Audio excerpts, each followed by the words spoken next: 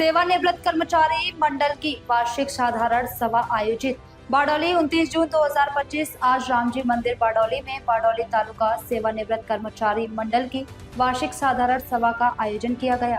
बारिश के मौसम के बावजूद बड़ी संख्या में पेंशन धारक उपस्थित रहे और सभा की शोभा बढ़ाई। सभा की अध्यक्षता श्री राम भाई एल पटेल ने की। कार्यक्रम की शुरुआत स्वागत प्रार्थना और श्रद्धांजलि से हुई। इसके बाद पिछली सभा की कार्यरत का भाषण तथा खाते हिसाब पास किए गए। मंडल के प्रमुख श्री मनहर भाई लापसी वाले ने पेंशन धारकों को Aadhaar card, PAN card, pension book जैसी आवश्यक दस्तावेजों को साथ रखने की सलाह दी।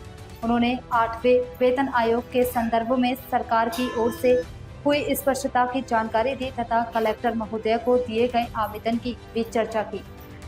श्री दानी सिंह चौधरी मंडवी तालुका पेंशन संघ के प्रमुख ने पेंशनरों की समस्याओं के समाधान हेतु दिशा निर्देश दिए। मंडल के उप प्रमुख श्री देवा भाई आहिर ने सभा का संचालन किया तथा सभी पेंशन धारकों को आवश्यक मार्गदर्शन प्रदान किया। सभा अध्यक्ष श्री राम भाई पटेल ने सेवा और भक्ति के महत्व पर प्रकाश डाला। अंत में मंडल के अन्य उप प्रमुख श्री ठाकुर भाई महेश्वरिया ने आभार व्यक्त किया। सभा का समापन राष्ट्रगान और स्वेच्छा भोजन के साथ हुआ। ईश्वर भाई पटेल प्रमुख बारडोली तालुका सेवानिवृत्त कर्मचारी मंडल जिला सूरत। મારું નામ શ્રીમાન મનીલાલ ગણેશભાઈ છે। અહીંયા પહેલા પૂર્વ મંત્રી હતો। દક્ષિણ ગુજરાતના પેન્શનર મંડળ એની અંદર ઉપાધ્યક્ષ છું। સુરત જિલ્લા પેન્શનર મંડળમાં કોટાધ્યક્ષ છું। અહીંયા હું છેલ્લા 25 વર્ષથી સક્રિય નિસ્વાર્થે અમે બધા જ મંડળના પ્રમુખશ્રીઓ જે આગળના અને પાછળના છે એ બધા જ નિષ્ક્રિય સેવાભાવી છે અને કારોબારી સભ્યો અમને સાથ સહકાર આપે છે અને અમે જેટલું થાય એટલું અમે ત્યાં જઈ અને પૂર્ણ કામ કરીએ છીએ। દાખલા તરીકે અત્યારે હું મારા ઘરે આવે તો હું એમના ઘેર જઈને જે કંઈક મદદરૂપ થવાનું હોય તે બધું જ મારા ખર્ચેથી સુરત જવાનું હોય, અમદાવાદ જવાનું હોય કે ગમે ત્યાં જવાનું હોય ને તો પણ એમને ત્યાં બોલાવું, હું ત્યાં હાજર જ હોઉં છું અને એમની કામગીરી કરી છું। આપણા ઈશ્વરભાઈ સાહેબ છે, આપણા પ્રમુખશ્રી એ પણ ખૂબ સક્રિય છે અને બહુ જ્ઞાની અનુભવી છે એટલે એમનો પણ પરિચય આપણે આગળ આવ્યું કે એમ એ સર્વ રીતે કામગીરી છે અને અમારા કારોબારીના આ બારડોલી નિવૃત્ત કર્મચારી મંડળના દરેક સભ્યો, પ્રમુખો અને ઉપપ્રમુખો આ બધા જ નિસ્વાર્થી એક તંત્રથી, એક સાથથી અને એક સહકારથી અમે કામગીરી કરીએ છીએ। હું મનહરલાલ છબીલદાસ લાપસીવાલા એ સુરત જિલ્લા પેન્શન એસોસિએશનના પ્રમુખ છું। આજ રોજ બારડોલી ખાતે નિવૃત્ત કર્મચારી મંડળની એક મીટિંગમાં બહુજન સમાજના અને બહુ મંડળના સભ્યો ઉપસ્થિત રહ્યા હતા। મંડળને કેમ આગળ વધારવું, મંડળને કેમ આગળ જાય એ બાબતની ઘણી ચર્ચાઓ થઈ છે।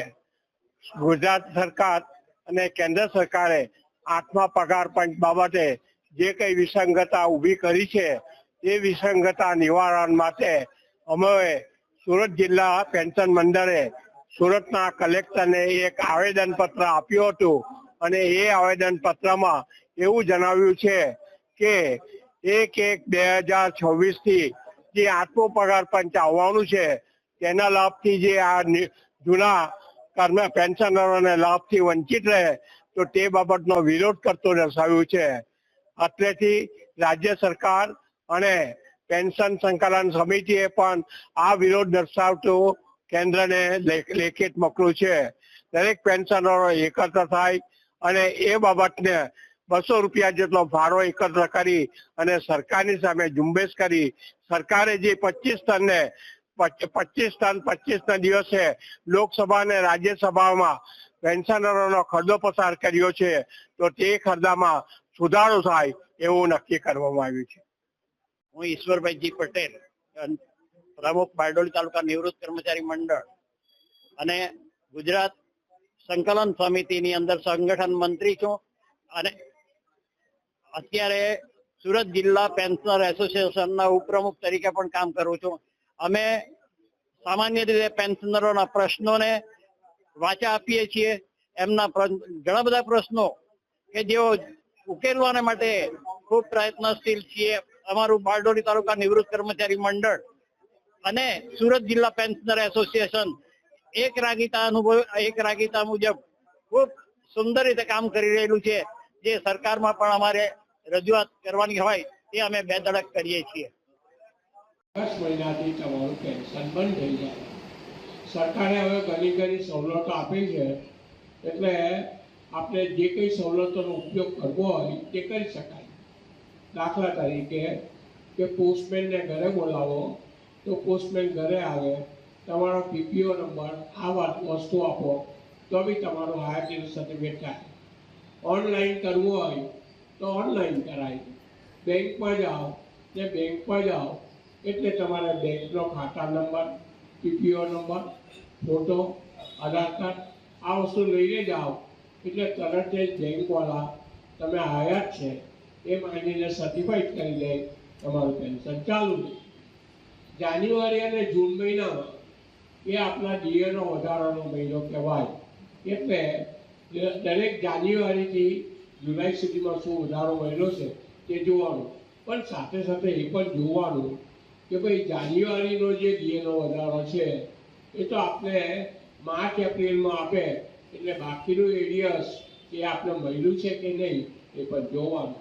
તેવી જ રીતે જે જુલાઈ મહિનામાં પાછો ડીએનો વધારો આવે તો તે પણ વસ્તુ જોવાની. આમ જે વર્ષના 12 મહિના છે એને આપણે ધ્યાનમાં રાખીને બધી કાર્યવાહી કરવાની જોઈએ.